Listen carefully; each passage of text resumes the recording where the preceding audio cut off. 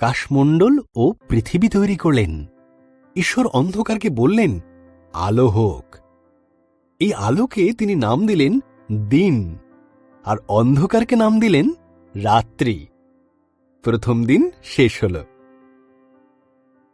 এরপর জল থেকে নিচের জলকে আলাদা করে ফাঁকা জায়গা তৈরি করলেন, যার নাম দিলেন আকাশ। দ্বিতীয় দিন শেষ হল। তো জল একত্র করলেন, এর ফলে শুকনো জায়গা দেখা দিল।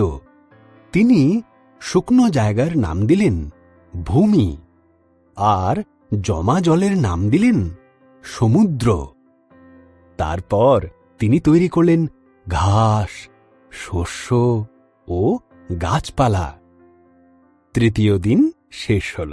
আকাশে বিভিন্ন আলো তৈরি করলেন, দিনের জন্য সূর্যকে আর রাতের জন্য চাঁদ ও তারাদের তৈরি করলেন।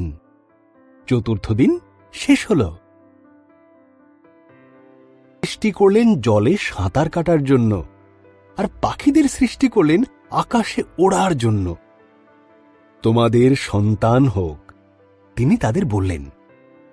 তোমরা বংশবৃদ্ধিতে ও সুরে পৃথিবীকে ভরিয়ে দাও। পঞ্চম দিন শেষ হল। সৃষ্টি করলেন। তিনি গৃহপালিত পশু, বন্য পশু ও সরীসৃপ প্রাণী তৈরি করলেন। ঈশ্বর বললেন, আরও একটি সৃষ্টি বাকি আছে, যা সবার মধ্যে অত্যন্ত মূল্যবান। করে পুরুষ ও নারী সৃষ্টি করলেন। তিনি বললেন, তোমাদের সন্তান হোক, পৃথিবীর দায়িত্ব নাও, মাছ ও পশু পাখিদের যত্নে রেখো।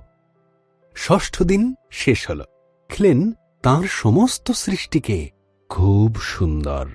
তিনি বললেন, এই সপ্তম দিনে তিনি বিশ্রামে গেলেন এবং দিনটিকে স্মরণীয় করে রাখলেন। সপ্তম দিন শেষ হল।